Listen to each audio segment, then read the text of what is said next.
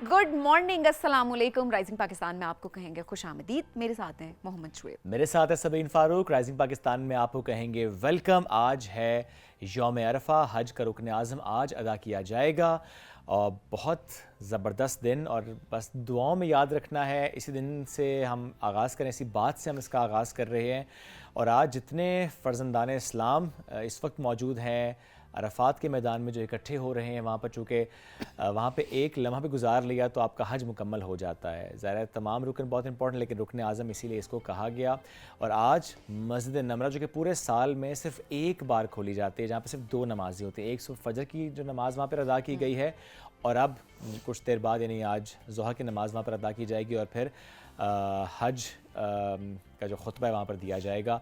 और देखिए कि इस मस्जिद के बारे में जब हम बात करते हैं तो वही याद आती है मुझे, वो मोमेंट्स याद आते हैं जब हमने ज़ाहिर वो टाइम गुजारा कि पूरे साल एक मस्जिद सिर्फ एक दिन चंद घंटों के लिए खुल रही है, और वहाँ पर आपके मौजूदगी प्लस ये कि ज़ाहिर है जिस तरह पूरे दिन की हम बात करते हैं, रुकन आज़म की बात करते हैं, वक़ूफ़ अरफा की हम बात करते हैं, और इसमें वो दुआओं का ज़िक्र करते हैं। ऐसे में याद रखना है हमने पूरी उम्मत को, जिस तरह हज के मैदान में या हज के इस माहौल में वो कहते हैं ना, रंग व नस्ल से बिल्कुल बालातर होकर किस मुल्क से ताल्लुक़ है आपका, वो क्या बाउंड्रीज़ हैं, वो सब ख़त्म हो जाता है। बस एक उम्मत है, मुसलमान हैं, इकट्ठे हैं। जितने डिफरेंसेस हैं वो ख़त्म हो जाते हैं। डिफरेंसेस तो होने भी नहीं चाहिए, लेकिन जो हमने एक बना लिए खुद ही, वो सब डिफरेंसेस ख़त्म हो जाते हैं। और यही मैसेज दिया जाता है कि हम सब बराबर हैं। और खुतबा हज्जतुल विदा नबी पाक सल्लल्लाहु अलैहि वसल्लम ने, उन्होंने भी इतनी सारी बातों को हाईलाइट किया और यही बताया कि किसी को किसी पे कोई तरजीह हासिल नहीं है, हम सब बराबर हैं अल्लाह के नज़दीक। और ये जो इबादत है, ये इसकी मिसाल है कि कोई फ़र्क नहीं पड़ता कौन कहाँ से है, किसका रंग क्या है, कौन किस मुल्क से है, किसकी ज़ात क्या है। फ़र्क ये है सिर्फ कि सब वहाँ पर मौजूद हैं, एक जगह पर बराबरी का सलूक सबके साथ है, और सब अल्लाह की इबादत कर रहे हैं, एक उम्मत बने हुए हैं तमाम मुसलमान। तो ये एक सबसे बड़ी बात है। जो लोग मौजूद हैं वहाँ पर बहुत खुशकिस्मत, यकीन जाने वही बात है कि जिसका बुलावा हो, जिसकी किस्मत में हो। बाज़ औक़ात लोग कहते हैं कि हमारा कोई प्लान नहीं होता, लेकिन बस अल्लाह ने बुलावा लिखा होता है तो किसी ना किसी तरह से सबब बन जाता है। कुछ लोग होते हैं जो कि जमा पूंजी अपनी जमा कर रहे होते हैं और उसके बाद वहाँ तक पहुँचते हैं, तो देखिए अजर अल्लाह ने उस हिसाब से रखा है, और ये वही उसी की ज़ात है जो डिसाइड करती है कि किसने आना है किसने नहीं आना। But at the same time बहुत खुशकिस्मत वो लोग जो इसको एक्सपीरियंस भी कर रहे हैं अपनी टेलीविज़न स्क्रीन पे, या इस दिन पे आज ज़िंदा हैं और इस दिन को एक्सपीरियंस कर रहे हैं। जो जितनी दुआ मांग सकते हैं मांगें, जितनी इबादत कर सकते हैं मांगें, और अल्लाह इसकी सादत हर किसी को नसीब फरमाए। क्योंकि ये वो इबादत है जो साहिब इस्तिताअत पर फ़र्ज़ की गई है ज़िंदगी में एक बार। तो ये बहुत ज़रूरी है कि हम सब दुआगो भी हैं। एंड आई एम श्योर आपको यकीनन इस दिन पे बहुत आपकी सारी मेमोरीज रिफ्रेश होती वहाँ पहुँच गए हैं, या पहुँच जाएं उड़ के, ये और दिल करता होगा बार बार वहाँ पे जाएं, और हर चीज़ आप उसको विजुलाइज करते होंगे। एब्सोल्युटली एवरी मोमेंट ऑफ हज इज समथिंग जो कि आप कभी भूल नहीं सकते। It's a life time experience, I must say that. तो जैसा सभी आपने कहा, अल्लाह ताला हमें बार बार ये सादत नसीब करे कि हम वहाँ पर जाएं, अल्लाह फिर कबूल करे हमारी तमाम इबादत को।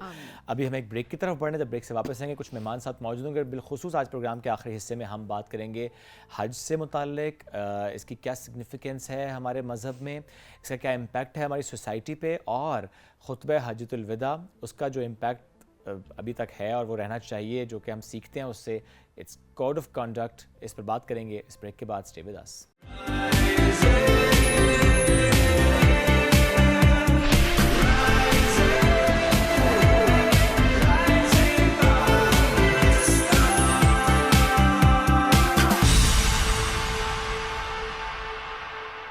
वेलकम बैक जी। राइजिंग पाकिस्तान में आपको कहेंगे खुश आमदीद। आपकी मुलाकात करवाते हैं अब हम एक यूथ लीडर से। ह्यूमैनिटेरियन वर्क बहुत ज़्यादा ज़ाहिर है ये कर चुकी हैं। Prime ministers national youth council की मेंबर हैं, और जहाँ पर काउंसिल में रिप्रेजेंट करी हैं ये खैबर पख्तूनख्वा को। کام کری ہیں جی, کافی زیادہ ان کی کنٹریبیوشن ہے کلائمیٹ چینج کے حوالے سے, جنڈر ایکوالٹی کے حوالے سے, اور اس کے علاوہ کمیونٹی ورک بھی کافی زیادہ کر چکی ہیں. اور ان کی جو سماجی خدمات ہیں اس کے اعتراف میں ان کو pride of Khyber Pakhtunkhwa national heroes award, اس سے بھی ان کو نوازا گیا ہے. اس کے علاوہ اگر بات کی جائے زرقا خان کی ہم بات کر رہے ہیں, سیلاب متاثرہ علاقوں میں ریلیف ورک بھی کافی کر چکی ہیں, پالیسی میکنگ میں بھی کافی ان کی کنٹریبیوشن ہے. اسپیشلی جو ریموٹ ایریاز کے لوگ ہوتے ہیں ان کو کس طرح سے امپاور کرنا ہے, اسپیشلی خواتین کے حوالے سے, اس حوالے سے بھی زرقا نے کافی زیادہ کنٹریبیوٹ کیا ہے. تو آپ کی ملاقات کرواتے ہیں جی زرقا خان سے. السلام علیکم زرقا, کیسی ہیں آپ؟ وعلیکم السلام. Thank you so much for having me and I'm deeply humbled by the kind words that you've shared. Thank you for joining us so today, much. Youth council سے اسٹارٹ کرتے ہیں سبین, کیونکہ ظاہر ہے یوتھ کاؤنسل کا ایک بڑا important role ہے. ہم دیکھتے ہیں بہت سے گیسٹ ہمارے ساتھ موجود بھی ہوتے ہیں, ہم ان سے ان کی کنٹریبیوشن سے متعلق ظاہر بات کر رہے ہوتے ہیں. what change or what impact youth council is creating now in Pakistan? Basically youth council جو ہے وہ ایک باڈی ہے created by the Prime Minister's youth program, جو کہ different districts سے ینگ چینج میکرز کو نامینیٹ کرتی ہے تاکہ وہ اپنے ڈسٹرکٹ کو بہتر ریپرزینٹ کر سکیں اور اپنے جو کنسرنز ہیں وہ فیڈرل تک لے کے جا سکیں. ہمارے جو علاقہ ہے اسپیشلی KPK میں اس وقت جو یوتھ کے حالات چل رہے ہیں وہ بہت ڈفرینٹ ہے. ہم جو پرابلمس فیس کرتے ہیں وہ بہت الگ ہیں. اس کی وجہ سے ہم لوگ 15 ممبرز ہیں KPK سے جو کہ ڈفرینٹ ڈسٹرکٹس کو ریپرزینٹ کرتے ہیں. ہم سارے اپنے ایریاز کے وہ چینج میکرز ہیں جو اپنے علاقوں میں ڈفرینٹ کام کر کے باقی یوتھ کو تھوڑا بہت گائیڈ کرنے کی اور انسپائر کرنے کی کوشش کرتے ہیں, اور ان کے جو کنسرنز ہیں وہ ہم فیڈرل میں لا کے پریزنٹ کرتے ہیں. یہ جو پورا پلیٹ فارم ہے اس میں بہت ڈفرینٹ قسم کے لوگ ایگزسٹ کرتے ہیں. جو نیشنل یوتھ کاؤنسل ہے, ہمارے پاس نیشنل لیول کے اسپورٹس مین بھی ہیں, ہمارے پاس انٹرپرینورز بھی ہیں, سائنٹسٹ بھی ہیں, چینج میکرز, ریلیف ورک جو کرتے ہیں, a lot of different sectors are there. So this serves as a primary example to the people of those districts. وہ جو ایک چینج میکر ہے وہ ان ڈسٹرکٹ والوں کے لیے, ڈسٹرکٹ کی یوتھ کے لیے ایک ایگزامپل کی طرح سرو کرتا ہے اور ان کو گائیڈ کرنے کی کوشش کرتا ہے. تو ابھی جس طرح coming back to my point کہ KPK میں ابھی جو یوتھ ہے فار ایگزامپل وہ ان امپلائمنٹ کا شکار ہے, وہ ان کے پاس زیادہ ان کے پاس پرپس نہیں ہے, وہ ایملیس ہوئے ہوئے ہیں. تو اس سے کیا ہوتا ہے کہ یوتھ جو ہے وہ ڈرگ ابیوز کی طرف جاتی ہے, وائلنس کی طرف جاتی ہے, اور جس طرح ابھی انلیگل مائگریشن ایک بہت بڑا پریکٹس ہے دنیا میں اس طرف جاتے ہیں. تو ہم as leaders from that district کیا کر رہے ہوتے ہیں کہ ہم ایکٹیویٹیز میں اپنے آپ کو انگیج کر رہے ہوتے ہیں, ساتھ ان کو بھی انگیج اور گائیڈ کر رہے ہوتے ہیں تاکہ وہ بھی پروگریسولی اپنے ڈسٹرکٹ میں یا پروونشلی یا ایون نیشنلی ایک اچھا امپیکٹ کریٹ کر سکیں اور ایک پرپسفل لیونگ کے ساتھ آگے بڑھ سکیں. یہ بہت اچھی بات ہے, چونکہ ظاہر ہے یوتھ کو ڈائریکشن دینا یہ ہم سب کی ذمہ داری ہے. بالکل. اسپیسیفکلی جو آپ نے کام کیا, کیا وہ سیلاب سے متاثرہ علاقوں میں کیا, کلائمیٹ چینج پہ کیا, کس طرح سے آپ نے جس کی بنیاد پہ آپ یہاں تک پہنچی ہیں ابھی یوتھ کاؤنسل میں؟ رائٹ. سو میرا جو پرائمری پروفیشن ہے وہ کمیونیکیشنز ہے, اور کمیونیکیشنز میں اسپیشلی مارجنلائزڈ کمیونٹیز کو ڈیل کرتی ہوں. تو میں ہر قسم کے لوگوں کے ساتھ کام کر چکی ہوں. میں ریفیوجیز کے ساتھ کام کر چکی ہوں, ہزارہ کمیونٹی کے ساتھ کام کر چکی ہوں, تھیلیسیمیا کے لیے اویئرنیس ریز کر چکی ہوں, پھر اس کے بعد فلڈس کے لیے بھی کام کر چکی ہوں. تو جتنی بھی مارجنلائز کمیونٹیز ہیں ان کے ساتھ میرا جو ڈیلنگ ہوتی ہے ان کے ساتھ میں کرتی ہوں. That can be through international organisations and that can also be through the prime minister's youth programme. One of my most highlighted work was in Buner during the floods. The floods, I think. Yes, and I was the first woman with a women-led team to go into Buner, and we took 3 days to crowdfund 2 million rupees through the Prime Minister's Youth Programs platform and through my personal platform on Instagram. And that way we were able to raise funds, and then we went into the field. اور اس کے ساتھ ہم نے پھر نہ صرف ہم نے اس کا خیال رکھا کہ راشن اور کپڑے جیسے بیسک چیزوں کا ہم نے انفنٹ کٹس تیار کیے, ہم نے ہائیجین کٹس تیار کیے, ہم نے ڈگنیٹی کٹس تیار کیے, اور اس طرح کی ساری چیزیں کی. And we actually reached, we weren't located or I would say constricted to the main area جو جہاں پہ flood آیا تھا. بشنوئی رائٹ. Yes, وہاں پہ ہم نہیں تھے صرف, ہم نے آگے جا کے اور villages identify کیے جہاں پہ women could not come and have access to the public sphere and you know get access to relief, کیونکہ وہ ایک male dominated علاقہ ہے, وہاں پہ عورتوں کا نکلنا مشکل ہے. A lot of women were new widows over there, orphans were there, so we actually had to trek through mountains اور اس میں جا کے پھر گھر identify کرنا اور پھر اس گھر میں خود جا کے راشن دینا. تو وہ ایک چیز تھی that I think has shaped my journey a lot and has opened my eyes to a lot of new realities, کیونکہ ہمارے ملک میں اس وقت more than 50% women ہیں, اور جب یہ women ہمیں ایمرجنسیز میں نظر نہیں آتی, so what you're doing is that you're basically alienating them from the space rather than empowering them. تو جب میری اور میری ٹیم گئی تو what we were doing is we were creating awareness over there کہ okay, women are also capable of operating in emergencies and they're also very capable of handling the situation on their own. اور دوسری بات یہ کہ عورتوں کے مسئلے جو ہوتے ہیں وہ الگ ہوتے ہیں, اس کے لیے ایک عورت کا آگے آنا, ان کو سپورٹ کرنا وہ زیادہ ضروری ہے. تو میرے خیال میں یہ activity was the high light of my career ابھی تک, اور اس سے بھی انشاءاللہ آگے بڑھ کے اور بھی کام کریں گے, لیکن یہ ایک ایسی چیز تھی that has changed my world view over. ابھی تو دیکھیں بہت ساری چیزیں جو اچیو بھی کرنی ہے, بٹ ایک ینگ ایج میں آلریڈی اتنا کنٹریبیوٹ کرنا یہ بھی کافی موٹیویٹ کرتا ہے بہت ساری اور لوگوں کو بھی, سو دیٹ وہ بھی آگے بڑھیں اور کمیونٹی کے لیے کام کریں. خواتین کے لحاظ سے مزید کیا آپ نے گول سیٹ کیے ہوئے ہیں کہ کس طریقے سے ان کو امپاور کرنا ہے, اسپیشلی ہم KPK کے پرسپیکٹیو سے بات کریں؟ آئی تھنک KPK میں بہت ساری چیزیں ابھی چینج ہو رہی ہیں آہستہ آہستہ. ابھی ریسنٹلی ہمارا PMS اسٹاپ کیا ہے ایک فیمیل نے KPK سے, and she got very famous. اسی طرح KP میں لائک میرا بھی جو کام ہے وہ کافی زیادہ لوگوں نے اپریشیٹ بھی کیا ہے, and a lot of young women are coming forward. But there is one thing that I would like to highlight on national television since we here, کہ if more than 50% of your population is female, تو اتنا آگے بڑھنے کا موقع دینا, اتنا chance دینا, اتنی اسپیس دینا بھی ضروری ہے. ہمارے پارلیمنٹ میں اس وقت لیس دین 30% ویمن ریپرزینٹ کر رہی ہیں, سینٹ میں اونلی 18.8% کر رہی ہیں. اسی طرح آؤٹ آف اسکول چلڈرن میں ہائیسٹ مور دین ہاف جو ہے وہ گرلز ہیں under the age of 16 according to UNICEF. اور Pakistan is the second largest country in the world that has out of school children, جس میں سے آدھے سے زیادہ خواتین ہیں. بلوچستان میں تو انفیکٹ یہ نمبر 77 to 78% ہے. اسی طرح KP میں مطلب there are a lot of issues but we are trying to make our way, اور اس وے میں ہرڈلس بھی بہت زیادہ ہیں. I believe like it's still a new concept for people, for women to come forward and work and to be vocal and to be focal and to be on television, to be in the media. There are still concepts that are evolving. But I would say that for me at least this journey has been a really wonderful journey. بہت لوگوں نے support بھی کیا, کہ بہت لوگ ابھی inspiration as a inspiration بھی لیتے ہیں, بہت لوگ جو ہے گائیڈنس بھی لیتے ہیں. تو change is coming but it's going to be a slow process. I mean I think it will take like a handful of women to come forward and try to change the social fabric a little bit so that it can be more accepting of women and more like promotional in the way that they can move forward with their career.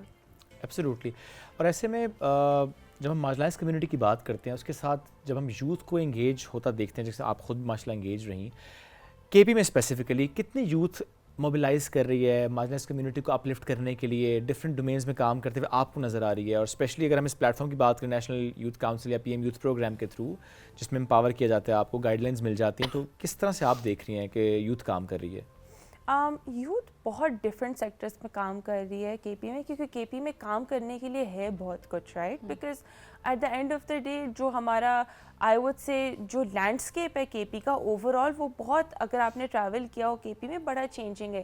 You go to Peshawar it's different, you move on to Mardan it's different, you move on to Swat region it's different, then you have Kohat اور یہ سارے, تو like ہر جگہ جو development کے indicators ہیں وہ بہت الگ ہیں. لیکن جو میرا ایکسپیرینس رہا ہے اس میں میں نے اپنے ایکسپیرینس میں دیکھا ضرور ہے کہ بہت ساری یوتھ جو ہے وہ KP میں اپنی NGOs کھول کے یا اپنے یوتھ الائنسز کھول کے وہ فارمل INGOs کے ساتھ بھی کام کر رہے ہیں, and they are actually mobilising other young people to do so as well. But the only lack is in KP is that they are extremely underpaid, or they are they are actually being asked to do volunteer work. This is what I've seen when I've interacted with the youth through the Prime Minister's laptop scheme where hum distribute karne gaye. I saw so much talented youth, lekin they're actually being forced to volunteer. Yes, volunteering is good. It teaches you the basic. But agar aapko koi exploit kar raha ho volunteering ke naam pe, so that is something that has been happening in KPK. اور میرے ساتھ اتنے talented بچے جن کو اس طرح سے exploit کیا جاتا ہے. کچھ لوگوں کو تو ہم اپنے جو prime ministers national youth council کا نیٹ ورک ہے اس کے تھرو ہم موبلائز کر کے کہیں نہ کہیں کنیکٹ کر دیتے ہیں.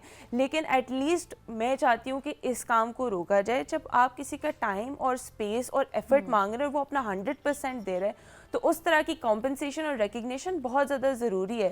لیکن اگر ہم اس کے علاوہ بات کریں, جو آرگنائزیشنز آپریٹ کر رہی ہیں وہ بہت اچھے سے کر رہی ہیں الحمدللہ. ویمن لیڈ آرگنائزیشنز بھی ہمارے پاس اور اس کے علاوہ یوتھ لیڈ آرگنائزیشنز بھی بہت ڈفرینٹ اینڈ آئی تھنک یہ جو پہ کام کر ان پیڈ انٹرنشپس کا کانسیپٹ ہے نا, یہ صرف KPK میں نہیں ہے, یہ ہماری یوتھ اوور آل پورے پاکستان میں فیس کر رہی ہے. کیونکہ اسپیشلی میں کارپوریٹ سیکٹر کی بات کروں گی کہ ہمارے بچے جب گریجویٹ ہوتے ہیں یا ابھی یونیورسٹی میں ڈگری لے رہے ہیں, وہ اس ٹائم پر جب جاتے ہیں انٹرنشپس کے لیے تو ان کو ٹریول الاؤنس تک نہیں دیا جا رہا ہوتا. ایک اسٹوڈنٹ اپنی پاکٹ سے کتنا ہی مینیج کر سکتا ہے, کہیں سے آنا ہے کم از کم ایٹ لیسٹ کچھ نہ ہو تو کھانے کا الاؤنس, ٹریول کا الاؤنس, یہ چھوٹی اماؤنٹ دی جا سکتی ہے سو دیٹ وہ موٹیویٹیڈ رہیں, یا کم از کم اتنی تو آپ ان کے لیے ایک کمفرٹ ان کو پرووائڈ کر سکتے ہیں سو دیٹ وہ چھوڑ کے نہ جائیں. پھر ہم کہتے ہیں ہماری یوتھ امپاور نہیں ہو رہی, وہ کیسے امپاور ہو جب جیب میں پیسے نہیں ہیں تو وہ کیسے وینیو تک پہنچے گا, آپ کی ادارے تک پہنچے گا سو دیٹ وہ اپنا ایکسپیرینس گین کر سکیں. تو یہ بھی ایکسپلائٹیشن ہماری یوتھ کی اس حوالے سے بہت زیادہ ہوتی ہے کہ ان سے ان پیڈ لیبر میں اس کو کہوں گی. اور میں ایک اور چیز ایڈ کرنا چاہوں گی اس میں کہ مجھے ایٹ لیسٹ جو میرا ایکسپیرینس رہا ہے, میں نے سندھ میں بھی کام کیا, میں نے بلوچستان میں بھی کام کیا ہے, میں نے پنجاب میں بھی کام کیا, اب KP میں بھی کر چکی ہوں. So like what I have noticed is that due to lack of opportunity specifically in Khyber Pakhtunkhwa, they are more easily navigated towards voluntary work or free work because they don't get the opportunity. So when they finally get that one opportunity, they are forced to think کہ یار اب یہ مل رہا ہے, اس کو آپ as a نعمت سمجھیں, اس کو آپ ہماری مہربانی سمجھیں اینڈ ورک فار فری. تو اس پہ میں ضرور یہ کہوں گی کہ whenever you are giving your time, whenever دنیا میں کہیں بھی ایسا نہیں ہوتا کہ آپ اپنا ٹائم اور ایفرٹ دے رہے ہو and you have to work for free. This is something that I want to say for the youth. And I would also recommend کہ پرائم منسٹرز یوتھ پروگرام کے تھرو ہمارا DYH ہے, digital youth hub, اس پہ آپ جائیں, اس پہ آپ جا کے اپرچونیٹیز ہیں وہاں پہ. You have fellowships, you have scholarships, you have jobs, you have trainings, you have certifications, you have access to international conferences. At the end of the day from the federal we are trying our best since youth is a provincial subject at the end of the day. یہ ڈائریکٹریٹس جو ہے youth affairs کے responsibility ان کی ہے. ہم یہ کر سکتے ہیں کہ ہم ریسورسز پرووائڈ کر سکتے ہیں, ہم گائیڈنس پرووائڈ کر سکتے ہیں, ہم پلیٹ فارمس بنا سکتے ہیں, لیکن جو امپوزیشن ہے وہ at the end of the day directorates کے پاس ہی ہوتی ہے. But at least now we have the internet, so nothing is too far from you, it's only at the tap of one phone. وہ آپ scrolling کر سکتے ہیں تو آپ ڈیجیٹل یوتھ ہب پہ بھی جا سکتے ہیں اور وہاں پر آپ کو اپرچونیٹی مل جائے گی. کیونکہ اب آج کے دور میں بھی اگر آپ یہ کہیں ٹیک کے دور میں کہ ان امپلائڈ ہیں ہم, ہمارے پاس اپرچونیٹیز نہیں ہیں, تو یہ آپ اپنے ساتھ غلط کر رہے ہیں. اس سے کسی کا نقصان, کسی کا, خیر آپ یوتھ ہیں, پاکستان کا اثاثہ ہیں, تو آپ پاکستان کا بھی نقصان کریں اور آپ اپنا بھی نقصان کریں. ذرا آپ ماشاء اللہ یو ویری موٹیویٹیڈ, میں دیکھ رہی ہوں کام کر رہی ہیں آپ اوور آل, خواتین کے لیے بھی کام کر رہی ہیں, باقی یوتھ کو بھی امپاور کر رہی ہیں. بٹ کیا چیلنجنگ ہے سوشل میڈیا کے دور کی, اگر ہم بات کریں کہ ڈیجیٹل دور ہے, خواتین ایزی ٹارگیٹ ہیں, آپ کوئی کام کر رہے ہیں, آپ کسی پلیٹ فارم میں اس پکچر لگا دی جائے گی, اس کے بعد اس کو آن لائن ایسے پھیلا دیا جائے گا ایک ڈفرینٹ اس کا کانٹیکسٹ بنا کے کہ آپ خود حیران ہو جائیں گے کہ یہ چیز یہ کس طرح سے مینیپولیٹ کر کے سوشل میڈیا پہ لگا دی گئی ہے. یہ کل میں ایک ویڈیو دیکھ رہی تھی ایکچولی, میری ہماری ایک کالیگ ہے, ان کے ساتھ ایسے ہوا کہ she was at an event and somebody she uploaded a picture بڑی خوشی سے and somebody picked it up and then they circulated it and you know it was, she was crying on the internet کہ you know this is, I feel very bad about it. And being someone that has been there like I think quite a lot of times now, I would just say کہ یہ at the end of the day aimless youth کی جو میں نے بات کی ہے نا وہ اسی پہ آ جاتی ہے. ہماری یوتھ کے پاس کوئی پرپز نہیں ہے, اس کی وجہ سے ہوتا کیا ہے, پولیٹیکل پولرائزیشن آپ کی بہت زیادہ بڑھ جاتی ہے. آپ ڈرگ ابیوز کی طرف جاتے ہیں, آپ وائلنس کی طرف جاتے ہیں, آپ سائبر کرائم کی طرف جاتے ہیں. آپ کے پاس جب کوئی پرپس ہی نہیں ہے تو آپ یہی کریں گے, آپ فیک ویڈیوز جنریٹ کریں گے اے آئی بیسڈ, اس پہ آپ اپنے پیسے بنانے کی کوشش کریں گے, جو کہ ہو سکتا ہے کہ آپ کے لیے شارٹ ٹرم میں بہت اچھا چل جائے, لیکن ٹل how long can you drag this, right? Similarly, کوئی تصویر کسی طرح لی گئی ہوتی ہے, they pick it up and they circulate it on Twitter. پوری ویڈیو میں سے they circulate it on Twitter. یا کوئی اگر ایونٹ پہ ہے اور کسی نے ایک سرٹن اٹائر ہے اس کا, وہاں سے پکچر لیں گے اور کہیں گے جس نے خاتون نے ایسے کپڑے کیوں پہنے ہوئے تھے. Oh my God, yeah, this just happened recently at the exactly. So at the end of the day میں آپ سے یہی بات کر رہی تھی کہ جب آپ کے پاس پرپس نہیں ہے اور آپ کا کوئی ایم نہیں ہے تو آپ at the end of the day دوسرے لوگوں کے کام پہ کریڈٹ لینے کی کوشش کرو گے, بے شک وہ پازیٹیو وے میں ہو یا نیگیٹو وے میں. زیادہ تر نیگیٹو ہی کریں گے because at the end of the day they don't have a purpose. People that are driven by purpose, they do not care about these things. This is just the background سوچتے ہیں نا پھر, وہ اچھا سوچتے ہیں. Exactly. مطلب at the end of the day جب میرے ساتھ یہ ساری چیزیں ابھی بھی ہو رہی ہوتی ہیں, honestly speaking it keeps on happening every 1 or 2 weeks. I see some TikTok video getting viral or some Facebook page getting viral. It does not concern me because it doesn't stop me from doing the good work that I do. If somebody wants to appreciate the good work that I do, they can come to my official platform with a blue tick and come and see my work. But if somebody wants to instigate hate, وہ اگر میں کچھ بھی نہیں کر رہی ہوں گی نا, وہ میں سمپل اس کرسی میں بیٹھ کے آپ لوگوں سے بات بھی کر رہی ہوں نا, تو they will say کہ oh, why is she not covering her head, or why is she dressed a certain way, or why is she being so vocal.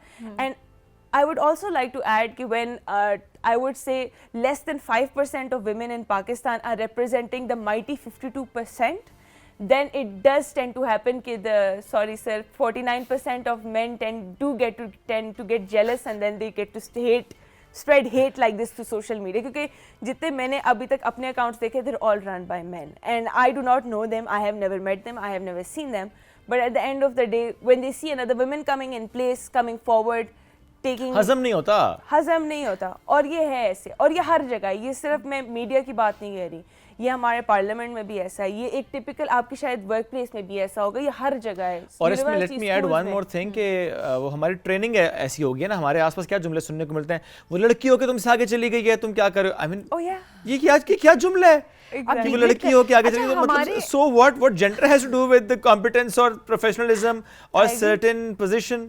I mean gender has nothing to do with this. وہ لڑکی ہے, وہ لڑکے اپنے کام سے پہچانا جائے گا. بالکل ایسا ہی ہے, اور پوری دنیا میں ایسا ہوتا ہے, لیکن ابھی ایٹ لیسٹ جو ساؤتھ ایشین ریجن ہے اس میں بہت زیادہ چینج کی ضرورت ہے, اور یہ جو کہ آ بھی رہا ہے, which is good. which is happening. We have a lot of female athletes that are coming, which is not once common. اب کامن ہوتا جا رہا ہے, female athletes, female media person, female relief work میں کوئی کام کر رہا ہے, scholars, lawyers, so many amazing people are coming forward. اور خواتین کو ٹارگٹ کرنا بند کر دینا چاہیے. ابھی تک ایزی ٹارگٹ سمجھ لیا گیا ہے, this needs to stop. مطلب اب بس, اب ہم جس دور میں ہیں, آپ دنیا کو دیکھیں, دنیا کہاں نکل گئی ہے. اور آج بھی دیکھیں, ہم بیٹھ کے بس یہ کہتے ہیں فیس کارڈ ہے, عورت ہے تو یہ پوزیشن مل گئی ہے. اس میں ایسی کیا بات ہے, وہ جو ساتھ والا تھا وہ بھی تو صحیح تھا, اس کے تو یہ تعلقات ہوں گے. یہ آج تک, اور اس کے علاوہ جب کچھ نہیں بن پاتا اور ایک خاتون ایک پوزیشن پہ پہنچ جاتی ہے تو اس پوزیشن پہ اس کی ریپوٹیشن کو خراب کرنے کی کوشش کی جا رہی ہوتی ہے. ڈیجیٹل جو ہم سوشل میڈیا کا استعمال ہے نا, یہ ایک بہتر طریقے سے بھی کر سکتے ہیں, ایک مثبت انداز میں, نہ کہ یہ کہ آپ نے اس کو منفی انداز میں لے کر چلنا ہے. سوچ بدلیں سو دیٹ آپ کی مور دین 50% پاپولیشن خواتین کی ہے. اگر ایک ملک کی آدھی آبادی کام نہیں کرے گی, لیڈرشپ پوزیشنز پہ نہیں ہوگی, آپ کا ملک ترقی نہیں کر سکتا. وہ ڈیولپ کنٹریز میں نہیں آئے گا, وہ ڈیولپنگ کنٹریز میں بھی نہیں آئے گا, وہ انڈر ڈیولپ کنٹریز میں آئے گا. تو دس از ویری امپورٹنٹ کے لیے کہ آپ کسی اور کے لیے کچھ نہ کریں, لیکن اپنے ملک کے بارے میں سوچیں, اپنے ملک کی خواتین کے بارے میں. بات ایڈ کرنا چاہ رہی ہیں جی please. Last thing I would like to add here is that Pakistan is the second youngest country in the world, اور اس سیکنڈ ینگسٹ کنٹری ہونے میں جو 60% پاپولیشن ہے اس میں زیادہ جو پرسنٹیج ہے وہ خواتین کا ہے. تو یہ ایک نیشنل ڈیولپمنٹ کے لیے اسٹیٹسٹک ہے کہ for women to come forward, to get opportunities, to get to work with dignity. And lastly, again, I would like to add online harassment for women is just not cool anymore. So thank you, Zarqa. Thank you. for addressing such an important topic. اور ظاہر ہے جس طرح سے آپ کام کریں ماشاءاللہ good luck جس طرح سے آپ لے کر چل رہی ہیں اس کو آگے. ناظرین ایک بریک کی طرف بڑھ رہے ہیں, ہم بریک سے واپس آئیں گے, ہمارے ساتھ رہیے. یہ ہے رائزنگ پاکستان.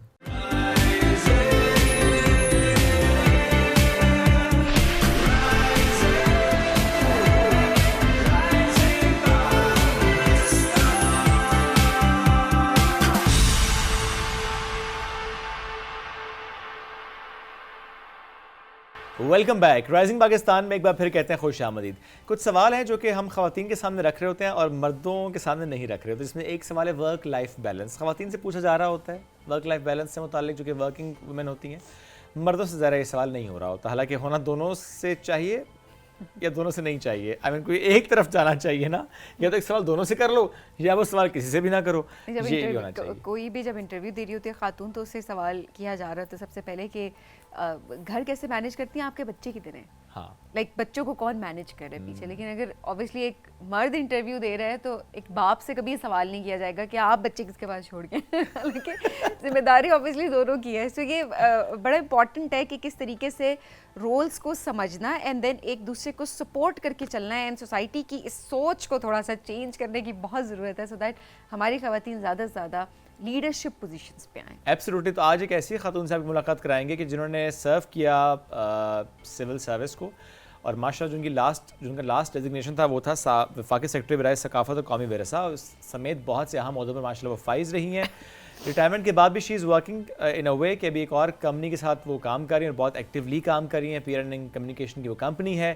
لیکن سوال ہمارا پھر وہی ہے کہ وہ جو ایک سرو کیا انہوں نے ان بیوروکریسی, تو اس میں کیا ہرڈلس, کیا چیلنجز, کیسے ان کو اوور کم کیا, کیا سیکھا انہوں نے, ان کا اپنا ایکسپیرینس وہ آج ذرا ہم سے شیئر بھی کریں گے. پلس یہ کہ وہ جو ایک بات ہوتی ہے نا بیلنس کیسے کریٹ کیا, سو اس میں کیا ان کو چیلنج محسوس ہوا اور کیسے انہوں نے اس کو اوور کم کیا. لیٹس ویلکم فرینہ مظہر صاحبہ آج ہمارے درمیان موجود ہیں. السلام علیکم جی, کیسی ہیں آپ؟ جی وعلیکم السلام, اللہ کا شکر. زندگی کیسی ہے؟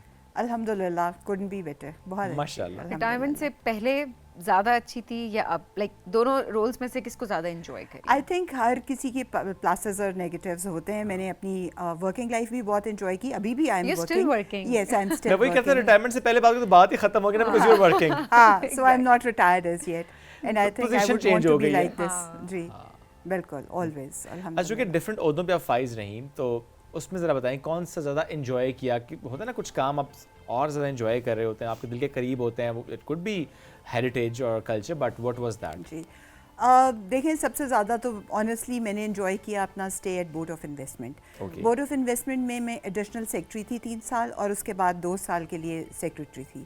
اور اس دوران ہمارا جو سب سے بڑا انیشیٹو تھا وہ ایز آف ڈوئنگ بزنس کا ایک انیشیٹو تھا, جس پہ کہ ورلڈ بینک ایک میجر کرتا تھا کہ آپ کی رینکنگ کیا ہے, اور پاکستان کی رینکنگ تقریباً 190 ممالک میں 147 نمبر پہ تھی, اور 2 سال میں ہم اس کو 108 پہ لائے. اور امیزنگ کام ہوا اس دوران. اور ورلڈ بینک کے جو پریزیڈنٹ تھے وہ پاکستان آئے, اسپیشلی ہم نمبر 6 پہ تھے تمام دنیا کے ممالک میں, جس میں کہ ہماری پوزیشن امپروو ہوئی تھی.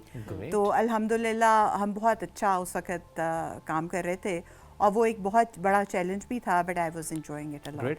اور یہ جو دیکھیں جب اچھا کام ہوتا ہے اس کی سسٹینیبلٹی کتنی امپورٹنٹ ہوتی ہے, تسلسل کتنا امپورٹنٹ بہت امپورٹنٹ ہے. ظاہر تھی کسی بھی اچھے کام کا تسلسل ہونا بہت امپورٹنٹ ہوتا ہے, اور آئی تھنک کہ یہی گروتھ اسی میں ہے کہ آپ ایک جو ڈگر پہ چلیں ہیں بس اسی پہ چلتے رہیں. دیکھیں 147 سے 6 پہ ہیں تو ٹارگیٹ ہونا چاہیے نا, نمبر 1 پہ پہنچنا ہے, تبھی آپ آہستہ سے گرو کرتے ہیں. What do you think what are the factors جس کو ہم اور بہتر کر سکتے ہیں؟ دیکھیں, اول تو یہی بات ہے کہ ہمارے ہاں کسی بھی چیز کو کرنے کے لیے اپروپریٹ لوگ ہونے چاہیے جو اس انیشیٹو کو لے کے آگے چل سکیں, ان کی سمجھ ہو. تو ایک بڑی اسٹرانگ ٹیم SIFC کے روپ میں بھی اب ہمارے پاس ہے, جس میں کہ تمام سینئر موسٹ آفیسرز اور فیڈرل سیکرٹریز وغیرہ ہر کوئی اس میں انگیجڈ ہوتا ہے. تو انشاءاللہ چیزیں بہتر ہو رہی ہیں. بورڈ آف انویسٹمنٹ میں بھی ایک پوری ٹیم ہے جو کہ ایز آف ڈوئنگ بزنس کے انیشیٹو پہ کام کر رہی ہے. تو I think we are doing great. اور یہ اچھی بات ہے کہ سمت مل جاتی ہے, اور جب سمت مل جاتی ہے پھر آپ چل رہے ہوتے ہیں. ڈائریکشن ویسے ہی بڑی امپورٹنٹ ہوتی ہے. اب زندگی کیسی ہے, نیا رول کس طرح سے, اس کو کیا ذمہ داریاں ہیں جو کہ زیادہ اپنے اوپر فیل کرتی ہیں؟ دیکھیں, ایک عورت کو اللہ تعالیٰ نے آئی تھنک اتنا فلیکسیبل بنایا ہے کہ وہ ملٹی ٹاسکنگ کے لیے I think the best suitable person.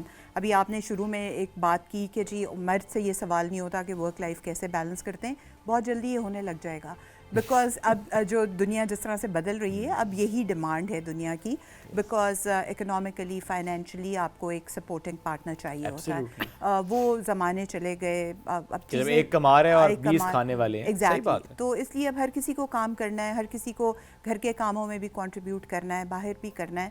تو ہمارے لیے تھوڑا زیادہ چیلنجنگ تھا, اس وقت اتنا رواج نہیں تھا. میں نے کوئی 1986 میں سول سروس جوائن کی, اور اس وقت ہم تقریباً کوئی 170 کے بیچ میں 8 فیمیلز تھے. تو اب آپ دیکھیں آلموسٹ 50%, بلکہ مور دین 50%, آئی تھنک 52% خواتین آ رہی ہیں. تو وہ ایک ٹرینڈ چینج ہو گیا, سوسائٹی چینج ہو گئی, زیادہ لوگ آنے لگ گئے, تو کلچر ورک ایتھکس بھی چینج ہو گئے. مگر ابھی بھی آپ دیکھیں, اگر انفارچونیٹلی جو ٹاپ سینئر موسٹ پوزیشنز پہ پہنچتی ہیں اس کی پرسنٹیج ابھی بھی بہت کم ہے. تو یہ ضروری ہے کہ ہم ایک تو آئی وڈ سے کہ مردوں کی سپورٹ اور انکریجمنٹ کے بغیر نہیں کچھ ہو سکتا, جو کہ ہونی بہت ضروری ہے. اور میرے کیس میں اسپیشلی میں یہ کہوں گی کہ میرے فادر نے مجھے بہت سپورٹ کیا ہر جگہ, میرے ہسبینڈ نے بھی بہت سپورٹ کیا, ان لاز نے بھی, فیملی نے بھی. بٹ آئی تھنک یہ جو ایک خواب دکھانا ہوتا ہے نا کہ اگر وہ کر سکتا ہے تو تم کیوں نہیں کر سکتی, وہ ایک باپ کی ذمہ داری ہوتی ہے. کیونکہ مائیں تو بیچاری کنونشنل طریقے سے چلیں گی کہ شادی گھرداری وہ تمہارے لیے زیادہ ضروری ہے. بٹ جو باپ ہوتے ہیں نا, ان کا کانفیڈنس جو آپ میں ہوتا ہے, جو آپ کو کہتے ہیں نہیں اگر وہ میرا بیٹا کر سکتا ہے یا تمہارے چچا کا بیٹا کر سکتا ہے یا کوئی اور کر سکتا ہے, تو تم کیوں نہیں کر سکتی. صحیح بات ہے. یہ کانفیڈنس آپ کو بہت کچھ اچیو کرنے میں یہ کانفیڈنس ہی آئی تھنک آپ کو آگے لے کے چلتے ہیں. اور یہ میرا خیال ہے کہ بچوں میں ڈالنا آج کل کی ماں کی سب سے بڑی ذمہ داری ہے. ایبسلیوٹلی. یہ کانفیڈنس جو ہے ایک صحیح فیصلے کرنے کا, آپ ان کے فیصلے کو اون ضرور کریں مگر ان کو صحیح فیصلہ کرنے کی صلاحیت دیں, انہیں خواب دیکھنے کی صلاحیت دیں, انہیں بتائیں کہ یہ دنیا صرف اتنی سی نہیں ہے, اس سے بہت آگے جا سکتے ہو. فریہ صاحبہ, انفیکٹ آج بھی 2026 میں بھی کبھی انٹرویو ہوتا ہے, آپ کارپوریٹ سیکٹر کی بات کر لیں تو سب سے پہلے خاتون سے انٹرویو میں ہی یہ سوال کر دیا جاتا ہے کہ شادی ہوئی بھی ہے, شادی کے کیا پلانس ہیں, بچے ہیں, اگر جاب کریں گی تو بچے کیسے مینیج ہوں گے, ٹائم کیسے مینیج کی جائے گا, ورک لائف بیلنس کے پرسپیکٹیو سے بھی ہم بات کریں. سو کافی جگہ پر خواتین میں صلاحیت ہوتی ہے, بٹ آج بھی جج کیا جاتا ہے کہ ایک سنگل خاتون کو زیادہ پریفرنس دی جا رہی ہوتی ہے, اسپیشلی اگر وہ کہے کہ نہیں میں 200% صرف کام کو پریفر کروں گی اور فیملی لائف میری بالکل جو ہے نا میں سائڈ پہ رکھ دوں گی. مطلب آج تک ہم اس چیز پہ فائٹ کر رہی ہیں خواتین, اوور آل ویمن امپاورمنٹ کی بات کر رہی ہیں. آپ کو کتنا یہ چیلنج فیس کرنا پڑا کہ آپ سے سوالات کیے گئے ہوں اس طریقے کے؟ زندگی ایک دفعہ ملنی ہے, ٹھیک ہے, اور اس میں اگر آپ یہ سوچنے لگ گئے کہ کوئی آپ کے کسی اقدام کے بارے میں کیا کہہ رہا ہے تو آپ کہیں نہیں پہنچ سکتے. فیصلہ آپ کا ہے, آپ نے ڈیسیجن لینا ہے, ایک چیز کس طرح سے آپ نے ہینڈل کرنی ہے. کچھ لوگ ہیں جن کو اگنور کرنا آسان ہوتا ہے, کچھ لوگ ہیں اگنور کرنا مشکل ہوتا ہے, بٹ اٹس یور ڈیسیجن کہ آپ نے کس طرح کس کی بات کس طرح سے کرنی ہے, اور یٹ جو آپ سمجھتے ہیں کہ آپ کے لیے ٹھیک راستہ ہے وہ آپ نے آبویسلی چلانا ہے.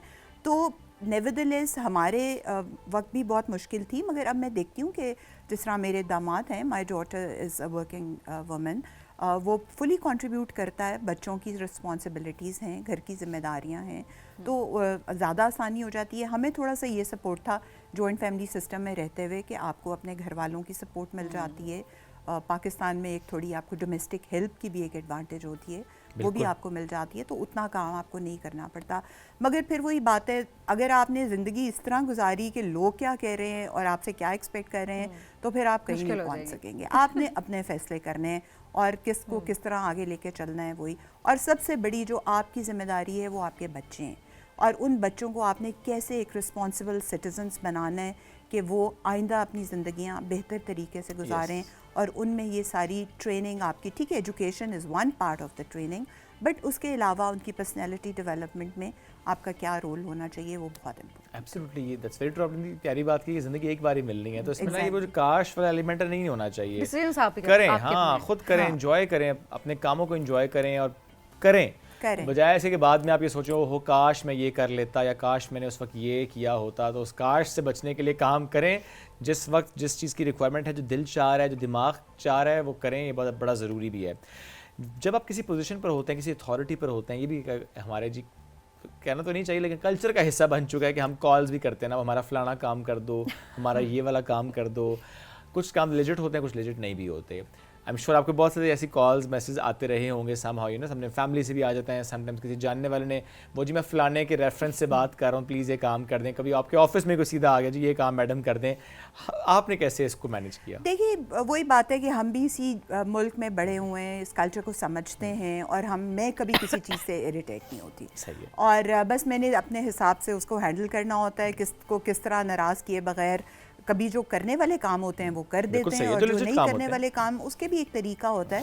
آپ پولائٹلی اس کو مے بی کہ ریفیوز نہ کریں, بٹ آپ نے جو کرنا ہے وہ آپ نے کرنا ہے. تو یہ ایک اللہ تعالیٰ نے عورت کو بڑی اچھی صلاحیت دی ہے, وہ مینیج کر لیتی ہے. That is very true. کبھی کوئی ناراض تو نہیں ہوا فیملی میں اس بات پہ کہ آپ نے ہمارا کام نہیں کیا؟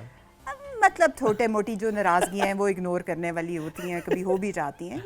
مطلب آپ کو ہر چیز جسٹیفائی کرنے کی ضرورت نہیں ہوتی, اور پھر ایک آپ کی ریپوٹیشن بن جاتی ہے, ایک آپ کی صرف فیملی میں نہیں باہر بھی بن جاتی ہے. تو وہ لوگ آپ کو غلط کام کہتے ہی نہیں ہیں, ان کو پتہ ہے کہ یہ نہیں ہوں گے. ہاں یہ کتنی امپورٹنٹ بات ہے, جب آپ نے ایک ریپیوٹ بنا لی ہوتی ہے نا کہ بھائی صحیح کام کرو گے تو کر دوں گی, نہیں کرو گے صحیح کام تو کرنا میں نے نہیں ہے, تو بہتر ہے آؤ ہی نہ میرے پاس.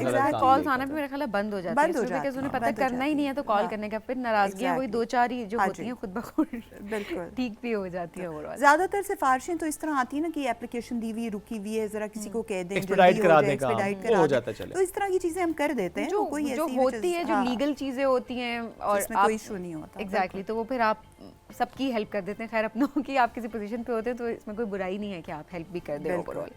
اچھا یہ جو ہم نے, کیونکہ ایک دو مرتبہ ابھی آپ نے بھی ذکر کیا کہ خواتین کو اللہ نے صلاحیت دی ہے کہ ملٹی ٹاسکنگ ہوتی ہے, لیکن کیا اس جملے نے خواتین کو ایکسپلائٹ نہیں کیا کافی زیادہ؟ میں اس کانٹیکس میں یہ بات آپ کے سامنے رکھ رہی ہوں کہ ہم نے یہ جو نا سپر وومن کا کانسیپٹ رکھ دیا ہے سامنے, اس میں شاید خواتین اپنی تھاٹس کو پروسیس نہیں کر پاتی ہیں, اور شاید 24/7 آن دی گو ہوتی ہیں کہ بس یہ کرنا ہے, یہ کرنا ہے, وہ کرنا ہے, جس میں وہ اپنے آپ کو نگلیکٹ کر جاتی ہیں. اینڈ دین سوسائٹی کو بھی یہی لگتا ہے کہ یہ سپر وومن ہے, خواتین تو کر ہی لیں گی. اور پھر وہ جو ڈومیسٹک ہیلپ کی بات ہے وہ بھی ٹھیک ہے, وی آر پریولیجڈ, ہمیں یہ چیز ملتی ہے, بٹ بہت ساری خواتین ان کو نہیں بھی ملتی ہے. اینڈ دین بہت سارے مسائل بھی سامنے آ رہے ہوتے ہیں اسی پرسپیکٹو سے.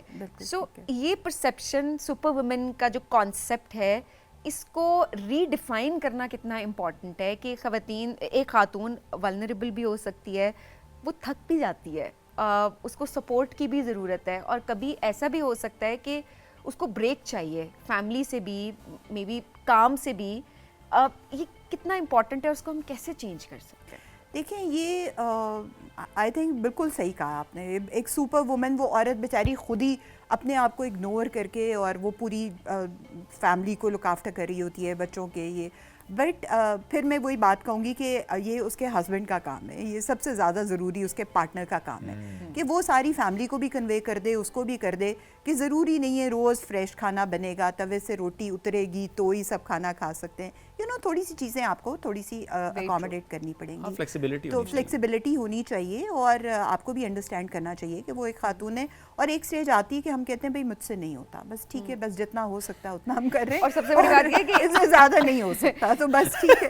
سب سے بڑی بات ہے کہ انسان سمجھیں, سب سے امپورٹنٹ چیز ہے وہ رشتے سب بعد میں آتے ہیں, کہ وہ ایک بیٹی ہے, ایک ماں ہے, ایک بیوی ہے, بہن ہے, یہ سب کچھ سائڈ پہ ہوتا ہے کہ اس کو ایک انسان سمجھنا بہت ضروری ہے. ویسے مجھے ویسے آپ کی باتوں سے لگ رہا ہے بڑی تھرو آؤٹ اسٹریٹ فارورڈ رہی ہے اور یہ والی چیز کہ جو کر لو میں تو ایسے, and this is the attitude we want. Actually میں وہی دیکھتی ہوں کہ میں نے زندگی کا ہر دن ایسے گزارا ہے کہ یہ دوبارہ نہیں آئے گا, اور میں نے کبھی کوئی دن نہیں ہوگا کہ میں تیار ہو کے دفتر نہ گئی. مطلب ایک ہوتا ہے کہ بال اجڑے ہوئے ہیں, کئی بچیاں بھی آتی ہیں میرے پاس, تو میں ان کو بھی کہتی ہوں کہ بیٹا اس طرح نہیں, تم نے اف یو اندر سے تم خوش ہو, تم اچھی لگ رہی ہو, پھر ہی تم اچھا کام کر سکتی ہو. Because I think it's very important कि आपकी एक होलसम लाइफ हो. होलसम लाइफ के लिए आपको हर चीज़ चाहिए, आपको एक्सरसाइज भी चाहिए, आपको अच्छा खाना भी चाहिए, आपको सोशलाइजिंग भी चाहिए, अपना ख्याल रखना चाहिए, आपको फिजिकल फिटनेस के लिए भी जानना है, ये सब की चाहिए, टाइम निकालना है, करना है. तो वो आपको बैलेंस करना है कि किस तरह से करना है, और कर लेते हैं. बस यही वाली बात है कि हर बात को सुन के उसको दिल पे नहीं लेना होता. बस कुछ चीज़ें इग्नोर करने और इग्नोर करनी होती हैं. कुछ लोग जो बहुत इंपॉर्टेंट हैं उनकी बातें आपने ज़्यादा थोड़ी ज़रा सीरियसली लेनी, और उनको आपको उनका पता होता है कि वो आपकी बेहतरी के लिए बात कर रहे हैं, या इंसान को पता होता है एग्जैक्टली कौन आपकी बेहतरी के लिए बात करे. जो पता है कि बेहतरी की बात करे बिल्कुल सुने, डिस्कस करें. जो पता नहीं करा बिल्कुल ना सुने, इग्नोर कर दें. मतलब कर दें, वो खवातीन भी कर दें, मर्द भी कर दें, बड़ा ज़रूरी है ये मूड ऑन करना चाहिए. कॉम्प्रोमाइज़ ना करें कि भाई ठीक है मैं बस नीचे ही रह जाती हूँ, या मैं कोई अच्छी पोस्टिंग नहीं लेती, या मतलब इस तरह कोई चली जाती हूँ. बट आई थिंक कि ये सब कुछ डूएबल है. हर चीज़ का एक तरीका होता है, आपने सोचना होता है, एक प्लानिंग करनी होती है, और फिर सब कुछ बेहतर हो भी जाता है. टाइम मैनेजमेंट कभी चैलेंज रहा आपके लिए? हमेशा ही सारी ज़िंदगी टाइम मैनेजमेंट चैलेंज रहा. मैं हमेशा कहती थी 24 की बजाय कोई 30 घंटे का दिन होता तो फिर शायद मैं बेहतर तरीके से चीज़ें कर लेती. बिकॉज ज़ाहिर है मतलब बच्चों का लंच बनाना है, स्कूल पेरेंट टीचर मीटिंग हो रही है, आपके ऑफिस में भी आपकी डिमांड है, रिक्वायरमेंट है, शाम को घर आके भी, तो वो चैलेंजिंग तो रहता है, वो तो रहता है, बट उसका एक मज़ा भी है. अब मुझे चैलेंजेस लेना और फिर उन पे पूरा उतरना मैं बहुत एंजॉय करती हूँ. ग्रेट. तो अभी भी और पहले भी, तो बस आई थिंक जब आप चैलेंजेस ले रहे होते हैं तो जब उस चैलेंज को आप मुकम्मल करते हैं, आप और ज़्यादा रेजिलिएंट, और ज़्यादा मजबूत, और ज़्यादा बेहतर तौर पे सामने आते हैं. वही खुशी जो आपके अंदर होती है कि आपकी अपनी अचीवमेंट पे जो सेंस ऑफ अकम्प्लिशमेंट होता है that you have done something, you have achieved something. वक्त मुख्तसर है. अब लास्टली जो इस वक्त आपकी पोजीशन है, जिस तरह से आप इदारे के साथ एक मुंसलिक हैं, आप काम कर रही हैं, that is about peer and communication, उसके बारे में बताएं कि how are you contributing towards that. देखें, नक्शल एक इदारा है जो कि media and PR company primarily है, लेकिन इनका एक स्ट्रेटिजिक एंगेजमेंट विंग है जो कि हर तरह के जो गवर्नमेंट रिलेटेड इश्यूज़ हैं, कोई और लीडरशिप पोजीशनिंग है, बाकी अपने क्लाइंट्स की अलाइनमेंट है, उन पे काम करता है. और मैं चूँकि ईज़ ऑफ डूइंग बिजनेस, फिर प्लस जब मैं कॉमर्स में मेरी पोस्टिंग थी तो जो हमने FTAs वगैरह निगोशिएट करे, मेरे प्राइवेट सेक्टर के साथ बहुत इंटरेक्शन रहा. तो उनकी फ़ीडबैक से हम आगे काम करते थे. बिकॉज़ एक्चुअल मसाइल जो लोगों को बिजनेसेस करने में हो रहे हैं, जहाँ पे इश्यूज़ आ रहे हैं, जब तक आपको उनका पता नहीं होगा तो आप उसके लिए आसानियाँ पैदा करना भी मुश्किल था. तो इसीलिए मेरा अभी भी ऑलमोस्ट वही रोल है. पॉलिसी पेपर्स बनाना, इनके देख के, जिस तरह टैक्सेशन इश्यूज़ है, मेरी background I am from the tax service. वो नजर आ रहा है मुझे आपका सारा फोकस ना board of investment, ease of doing business, सब पे रहा है. इकोनॉमिक मिनिस्ट्रीज़ में मेरी ज़्यादा पोस्टिंग्स रही हैं. जिस तरह आपने कहा हेरिटेज एंड कल्चर में भी मैंने अपना स्टे बहुत एंजॉय किया, but that was a very relaxing period, इतना चैलेंजिंग नहीं था. तो वो आई थिंक कि वो सारा कुछ आपको देख के और फिर उसी तरह से आगे लेके चलो. ग्रेट. कोई मैसेज आप देना चाहती हूँ बिलखुसूस उन ख़वातीन को जो कि ब्रेक ले लेती हैं, समटाइम्स ब्रेक ले लेती हैं, शादी हो रही तो ब्रेक ले लेते हैं, अच्छा जी फैमिली लाइफ है, बच्चे हैं, ब्रेक ले लेते हैं, ओहो अभी मेरे बच्चे स्कूल गोइंग है, अभी मैं ब्रेक ले लेती हूँ. ये जो ब्रेक लेने का एक है कल्चर, मैं उसको अगेंस्ट नहीं हूँ, समटाइम्स इट्स रिक्वायर्ड, बट उसमें ये भी होता है कि वो जो पैशन होता है वो सर्व नहीं हो रहा होता, फिर मुझे ब्रेक है नुकसानदेह भी साबित हो जाती है sometimes. What's your take on that? देखिए, ये वही बात है कि इंडिविजुअल डिसीजंस हैं, किसके लिए क्या इंपॉर्टेंट है, what stage of life, exactly आपके कितने अंडरस्टैंडिंग वो लोग हैं जो आपके लिए मैटर करते हैं, और it's your own decision. But मैं वही कहती हूँ कि थोड़ा सा अपने आप को पुश कर लो, थोड़ा सा उस वक्त देख लो कि अगर बेहतर हो सकता है तो चीज़ें बेहतर हो जाती हैं. But then it's again a very personal choice. Person to person very करता है. फोर्स नहीं होना चाहिए सिर्फ कि आपको force फोर्सफुली नहीं, रोका जा रहा है. बाय चॉइस अगर आप It's by choice. घर में रहना चाहती हैं, बच्चों को टाइम देना चाहती हैं, तो वो उसको भी हमें अप्रिशिएट करना चाहिए. क्योंकि जो घर में खातून, एक जो जिसको हमने हाउस वाइफ का नाम दे दिया है कि जी हाउस वाइफ है, तो वो बहुत कंट्रीब्यूट कर रही है, पूरा बहुत ज़्यादा घर उस पे contribute डिपेंडेंट है. है. और अगर वो काम ना करे तो शायद जो बाहर जाके लोग काम करें ना, उनके काम भी सही ना हो, क्योंकि उसने Absolutely. पूरे घर को संभाला हुआ होता है. सो उनको भी हम अप्रिशिएट करते हैं. बट देन अगेन अगर फोर्सफुली आपको रोका जा रहा है तो देन वाकई फरीना साहबा की बात बहुत सही है कि आप अपने आप को पुश करें, थोड़ा अपने राइट्स के लिए बात करें और आगे बढ़ें. हाँ, इसमें हम कतई नहीं गए लड़ाई शुरू कर दें. amicably communication سے بات حل ہو جاتی ہے. فرینڈس ہمیں thank you very much for joining us today. It's great to have you. ناظرین ہم ایک بریک کی طرف بڑھ رہے ہیں, بریک سے واپس آئیں گے, رہیے ہمارے ساتھ. یہ ہے رائزنگ پاکستان.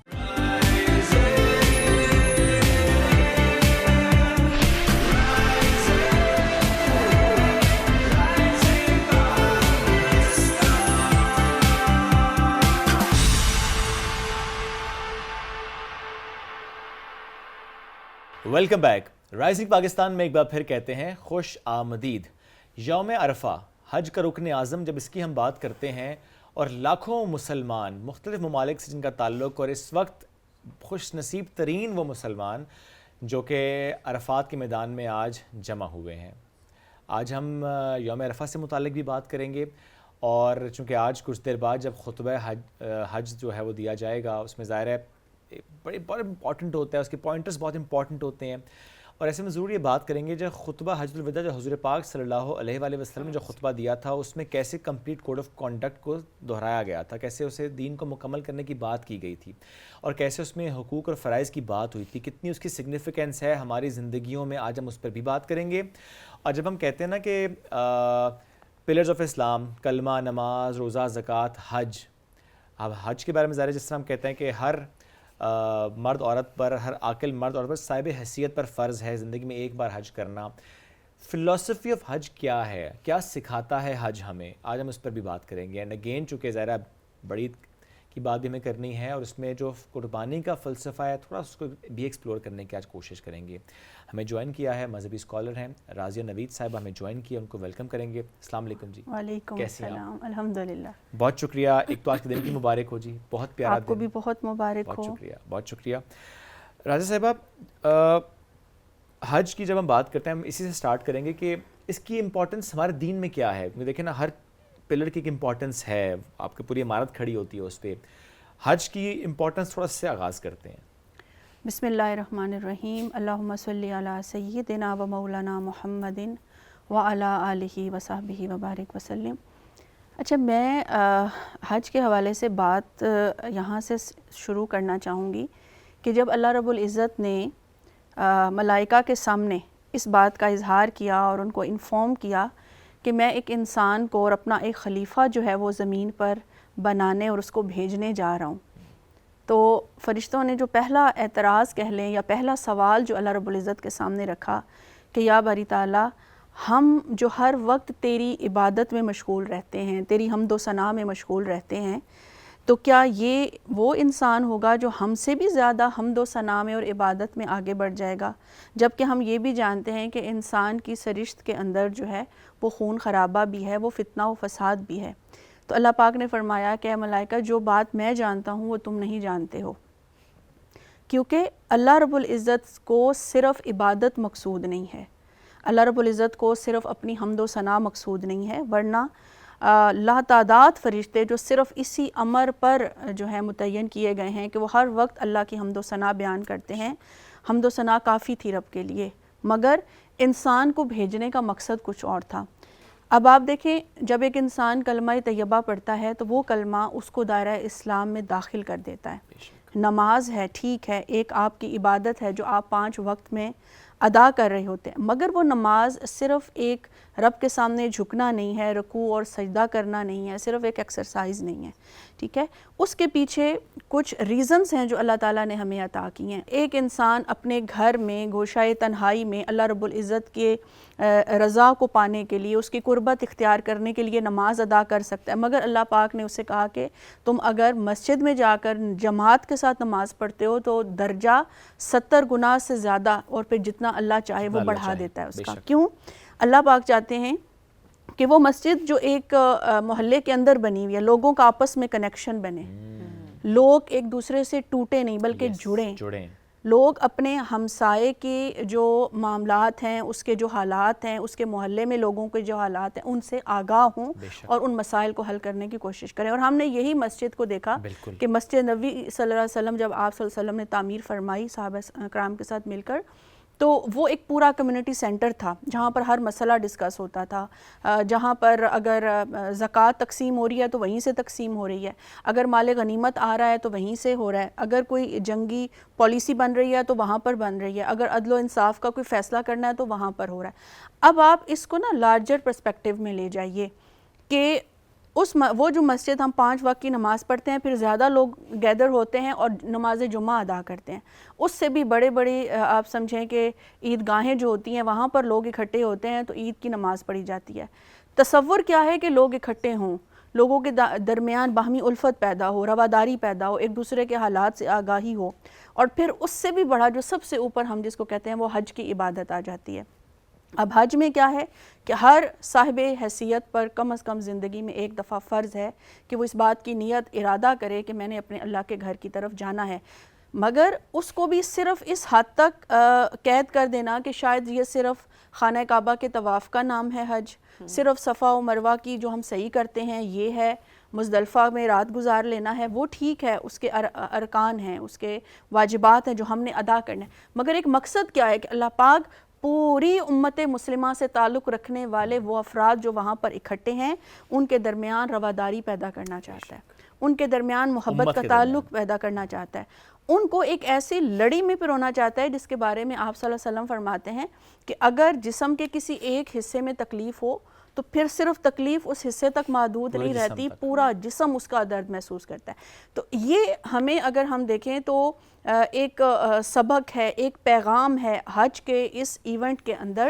کہ لوگ مختلف تہذیبوں سے تعلق رکھنے والے، مختلف رنگ و نسل کے لوگ، مختلف علاقوں سے تعلق رکھنے والے لوگ، مختلف زبانیں بولنے والے لوگ جب حج کے موقع پر جو ہے وہ اکٹھے ہوتے ہیں تو آپس میں ان کی تعلق داری بنتی ہے آپس میں، اور سب سے بڑا تعلق وہی جو دین کا تعلق ہے، اسلام کا تعلق ہے، لوگ ایک دوسرے سے ایکسپیرینسز شیئر کرتے ہیں، اپنے اپنے علاقوں کے اپنے اپنے ممالک کے حالات شیئر کرتے ہیں، ہو سکتا ہے وہ یہ بھی شیئر کرتے ہوں کہ کس طرح سے ہم ان حالات میں سے نکل سکتے ہیں، امت مسلمہ کی جو ایک ڈوبتی ہوئی کشتی ہے اس کو دوبارہ سے کس طرح سے ہم جو ہے وہ سہارا دے کر ہم ایک بڑا لیسن اس میں دیکھیں برابری کا بھی ہے نا، بالکل سب کے لیے رولز برابر ہیں، کہیں پر کوئی ڈسکریمنیشن نہیں ہے، سب ایک جگہ پر ہیں، اگر دھوپ لگ رہی ہے تو سب کو دھوپ لگ رہی ہے، چل کے جانا ہے تو سب نے چل کے جانا ہے۔ سو دیکھیں یہ ایک برابری کی بھی تو بات ہے کہ جہاں پر ہم یہ کہتے نہیں یہ کنٹری جو ہے وہ سپر پاور، یا یہ کنٹری جو ہے developed countries, under developed countries, developing countries, امیر ہے، غریب ہے، رنگ کا تعلق سب سے بڑی بات، اینڈ دین یہ جو ہم ذات پات کے ایک چنگل میں پھنس چکے ہیں نا، ہم بٹ چکے ہیں، یہ سب کچھ ختم کر دیتا ہے، سارے ڈفرینسز ختم، ساری تقسیمات ختم ہو کر ہر شخص صرف اللہ رب العزت کی رضا کی خاطر اس سفر کا ارادہ کرتا ہے۔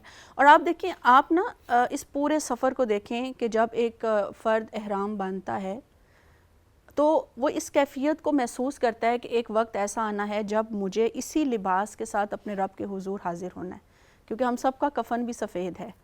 تو انسان یعنی فنا فی اللہ کا جو سفر ہے، اس سفر کا آغاز وہ احرام باندھنے سے کرتا ہے۔ پھر آپ دیکھیں جب ہم طواف کعبہ کرتے ہیں تو طواف کرتے ہوئے ہماری نظروں کا، ہماری سوچوں کا، ہمارے دل کا، ہمارے ذہن کا جو محور و مرکز ہوتا ہے وہ ایک خوبصورت عمارت ہے جس کے گرد ہم گھوم رہے ہیں، اور ہم وہاں پر یہ عہد کرتے ہیں اور اس بات کو سوچتے ہیں کہ مولا کچھ بھی نہیں ہے سوائے تیری ذات کے، اور صرف تیری ذات کی خاطر آج ہم یہاں پر موجود ہیں۔ پھر آپ دیکھیں جب ہم مزدلفہ میں پوری رات قیام کرتے ہیں، عرفہ کے میدان میں ٹھہرتے ہیں، رب کا چاہے آپ مختصر سا وقت بھی ٹھہریں وہاں پر، لیکن ٹھہرنا ضروری ہے، اگر آپ نہیں کرتے ہیں تو آپ کا حج نہیں ہوتا اور اس کا کوئی دم بھی نہیں ہوتا۔ لیکن سوچنے کی بات یہ ہے کہ اللہ رب العزت کی رضا کی خاطر، اللہ رب العزت کو پانے کی خاطر آپ وہ عمل کر رہے ہیں کہ جہاں پر یہ ہر سوچ ذہن سے ختم ہو جاتی ہے کہ رب کے علاوہ بھی کوئی ہستی ہے جو یہاں پر موجود ہے۔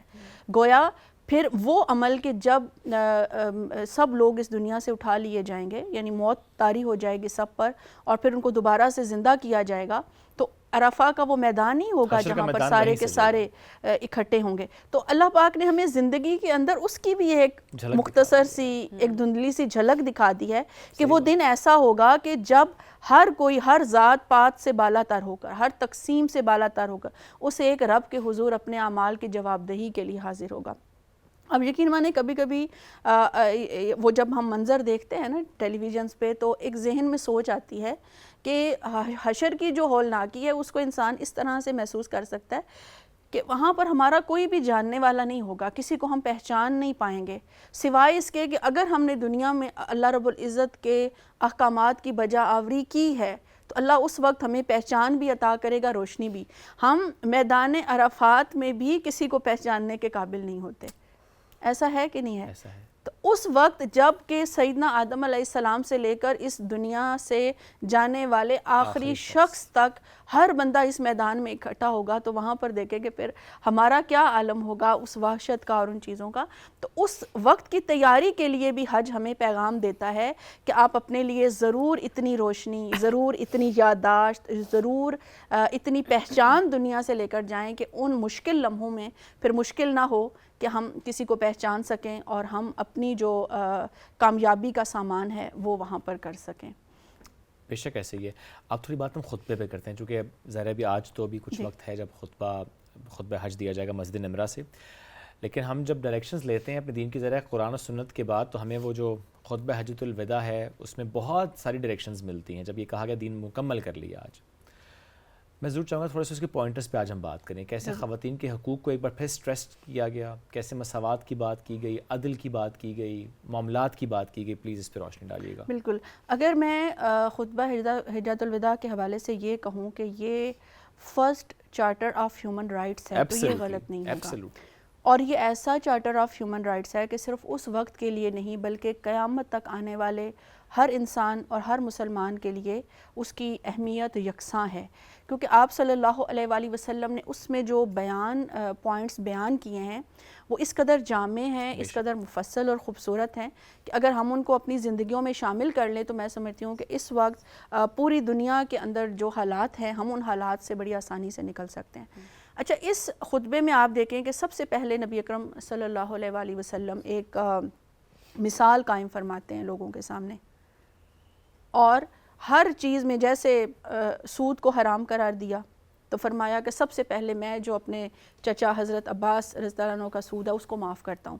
یعنی پریکٹیکلی آپ صلی اللہ علیہ وسلم ساتھ ساتھ عمل بھی کرتے جا رہے ہیں تاکہ لوگ یہ نہ کہیں کہ آپ نے خود تو نہیں کیا عمل اور صرف ہمارے لیے احکامات ہیں. تو ویسے بھی آپ صلی اللہ علیہ وسلم کی پوری زندگی کا ہم مطالعہ کریں تو پہلے آپ نے خود کر کے دکھایا, پھر اس کے بعد آپ نے لوگوں کو اس چیز کا حکم دیا. یہاں پر ہمیں وہ چیز نظر آتی ہے. پھر آپ دیکھیں کہ اللہ رب العزت کے حوالے سے جو توحید کا تصور ہے اور شرک سے رک جانا ہے اس کے حوالے سے آپ صلی اللہ علیہ وسلم نے فرمایا کہ مجھے اس بات کا ڈر نہیں ہے کہ تم شرک میں پڑ جاؤ گے, لیکن میں اس بات سے خوفزدہ ہوں کہ میرے جانے کے بعد تم دنیا اور مال کی محبت میں پڑ جاؤ گے. تو آپ صلی اللہ علیہ وسلم نے ایک تو یہ اعلان کر دیا کہ اب قیامت تک شرک اس طرح سے واپس نہیں لوٹ سکتا جس طرح سے کہ پہلے رہا ہے.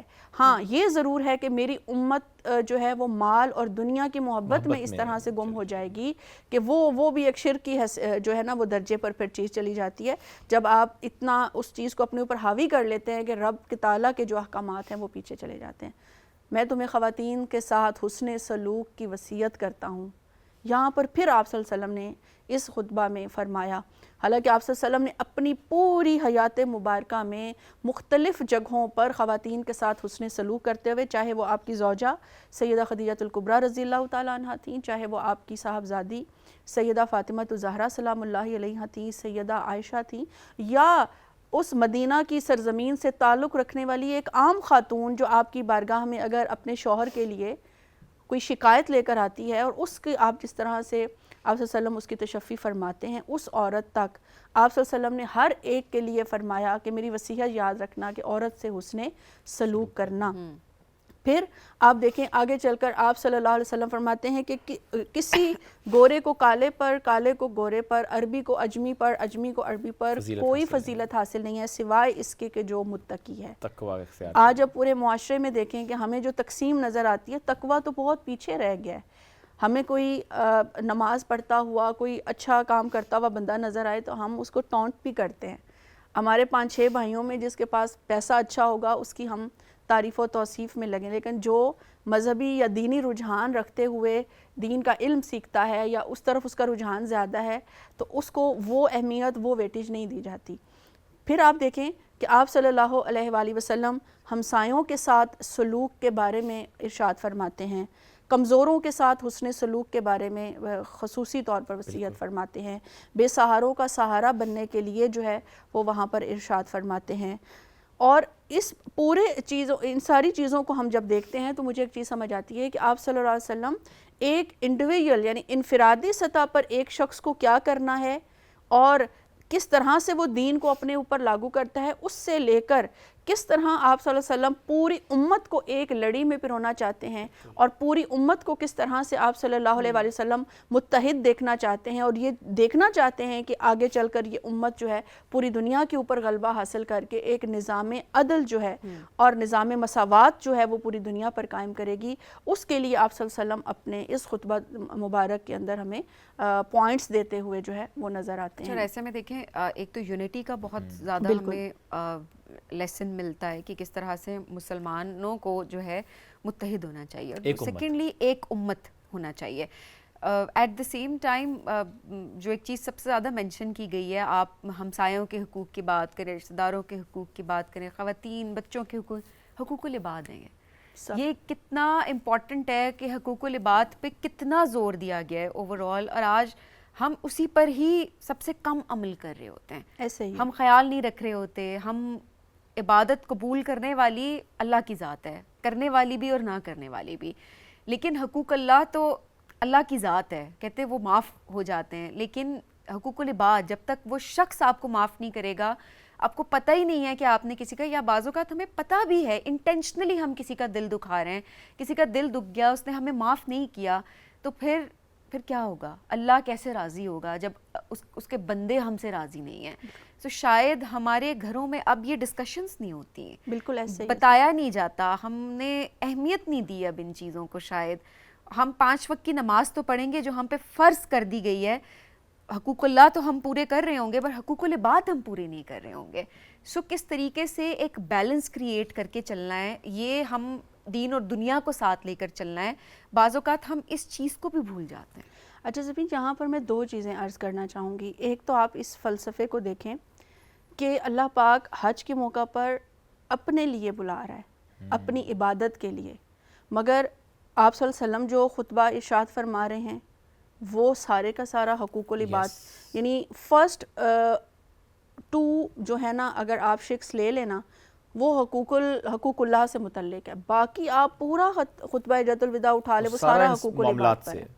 ابھی بھی آپ دیکھیں کہ جب وہاں پر خطبہ دیا جاتا ہے حج والے دن تو زیادہ فوکس حقوق العباد پر ہی ہوتا ہے، وہاں پر زیادہ بات حقوق العباد پر ہی.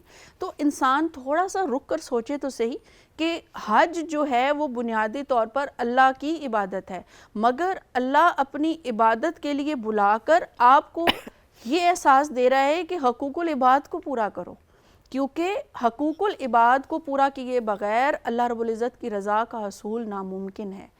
پھر دوسری چیز دیکھیں، حقوق اللہ اور حقوق العباد کا اتنا گہرا تعلق ہے کہ ہم ان میں سے اگر مجھ سے کوئی پوچھے نا تو ایک بھی نہیں، کچھ بھی نہیں چھوڑ سکتے.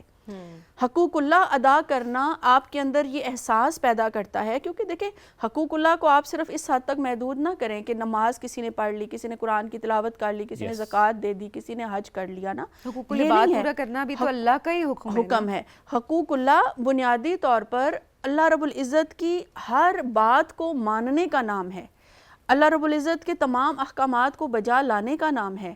جب ہم حقوق اللہ کو پورا کرتے ہیں تو وہ حقوق اللہ کا پورا کرنا ہمیں یہ طاقت دیتا ہے، ہمیں یہ اسٹرینتھ دیتا ہے کہ اب ہم نے اللہ کے احکام کو ماننا ہے، اور اس کے احکام میں سے سب سے بڑا حکم یہ ہے کہ لوگوں کے حقوق ادا کرو. بالکل لوگوں کے حقوق. اب پورے قرآن پاک کو اٹھا کے دیکھ لینا، کتنی آیات ہیں جو آپ کو حقوق اللہ کا تصور دیں گی، اور کتنی آیات ہیں جس کے اندر اللہ پاک نے جو ہے وہ حقوق العباد کا ذکر.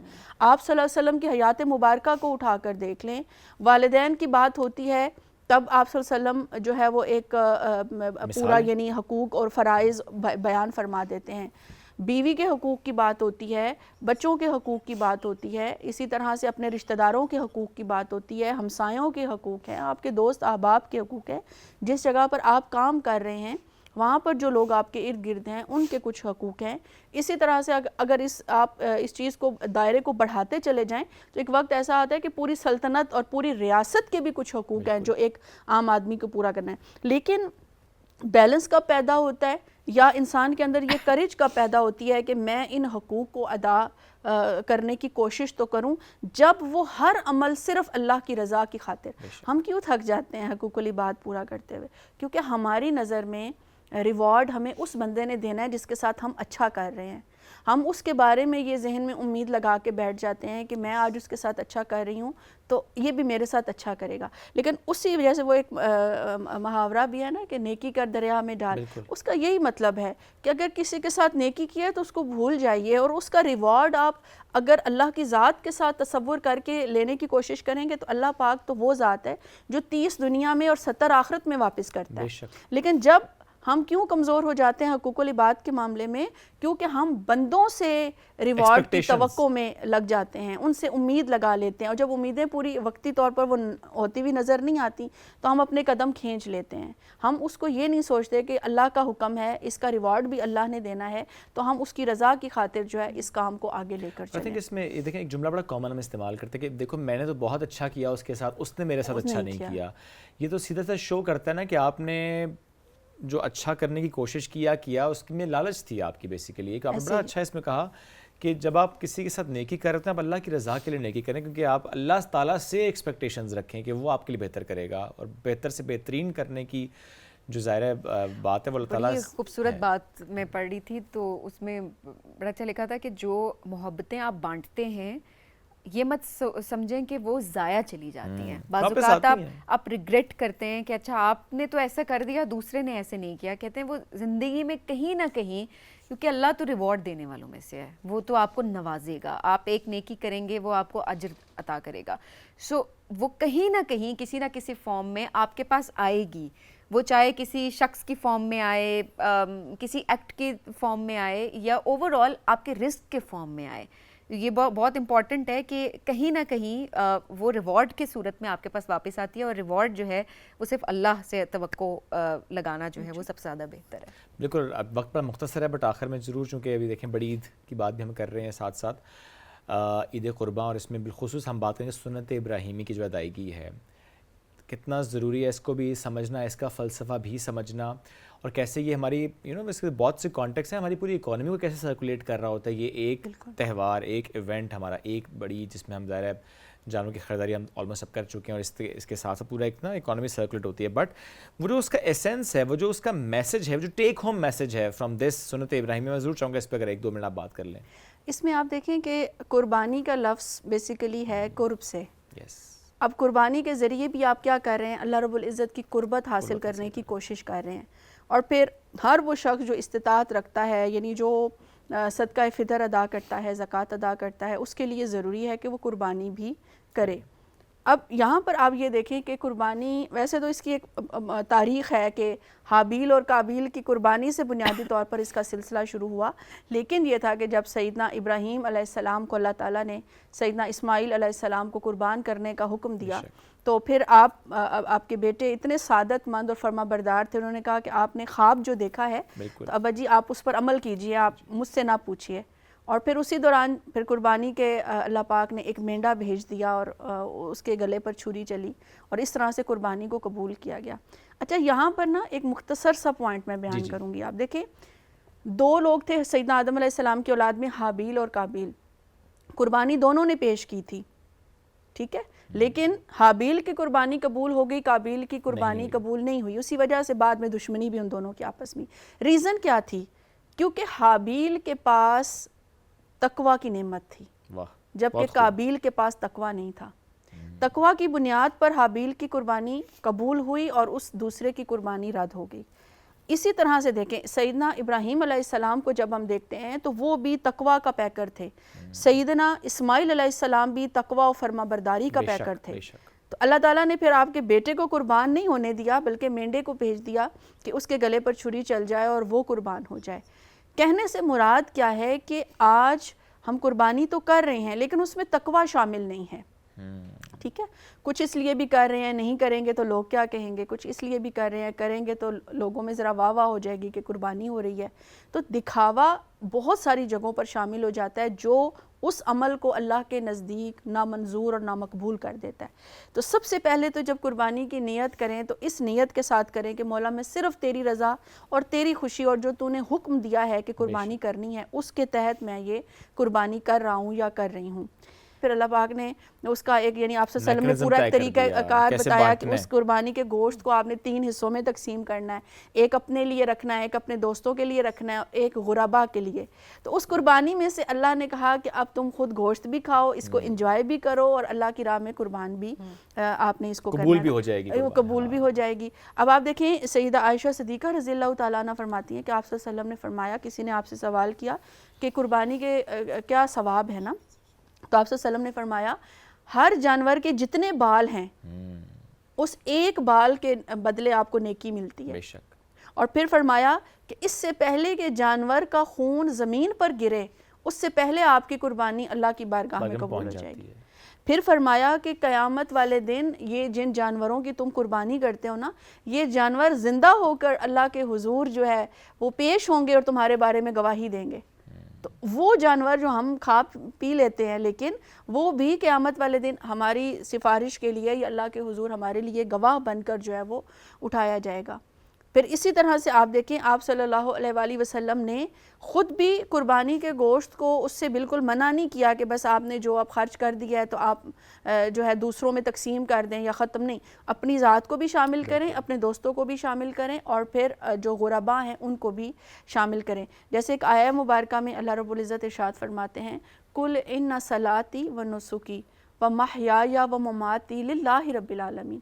اے میرے محبوب صلی اللہ علیہ وسلم آپ فرما دیجئے کہ بے شک میری نماز, میری قربانی, میری زندگی, میری موت صرف اللہ رب العزت کی ذات کی خاطر ہے. تو آج ہمیں بھی اس چیز کو سمجھنے کی اور اس کو عملی طور پر اپنی زندگی میں شامل کرنے کی ضرورت ہے کہ ہم اللہ کی طرف سے آئے ہیں اور ہم نے اللہ کی طرف لوٹ کر جانا ہے. اس نے ہمیں ہر گناہ سے پاک کر کے زمین پر بھیجا تھا. تو کیا ہم آج یہ دعویٰ کر سکتے ہیں کہ جب ہم اس کی طرف لوٹ کر جائیں گے تو اسی پاکیزہ جسم کے ساتھ گناہوں کے بغیر ہم اس کی بارگاہ میں چلے جائیں؟ تو ضرورت ہے کہ ہم اپنی نماز کو بھی, اپنی قربانی کو بھی, اپنی زندگی کو بھی, اپنی موت کو بھی صرف اللہ تعالیٰ کے لیے بنانے کی کوشش کریں. ایک سٹیپ اٹھانا ہوتا ہے, مشکل بہت لگتا ہے کہ دنیا سے کٹ کر کیا نہیں, دین کبھی بھی آپ کو جو ہے نا وہ رہبانیت کی طرف نہیں لے کر جاتا. وہ کہتے ہیں دنیا میں رہو لیکن دنیا کو اپنے اندر نہ رہنے دو. اس طرح سے دنیا میں نہ آؤ کہ تم لگے کہ بس تمہاری زندگی کا مقصد ہی نہ. بالکل ایسے. یہ بہت امپورٹنٹ بات ہے. راجہ صاحب بہت شکریہ آپ کی تشریف آوری کا, اور بہت امپورٹنٹ ٹاپک آج جس پر ہم گفتگو کر رہے تھے. اللہ تعالیٰ ہمارے تمام عبادات کو قبول فرمائے, ہماری قربانیاں قبول فرمائے, اور آج کے دن بالخصوص اپنے لیے, اپنی فیملیز کے لیے اور پاکستان کے لیے بہت زیادہ دعائیں ہم سب کو کرنی ہیں. آپ سے لیں گے اجازت. اللہ حافظ.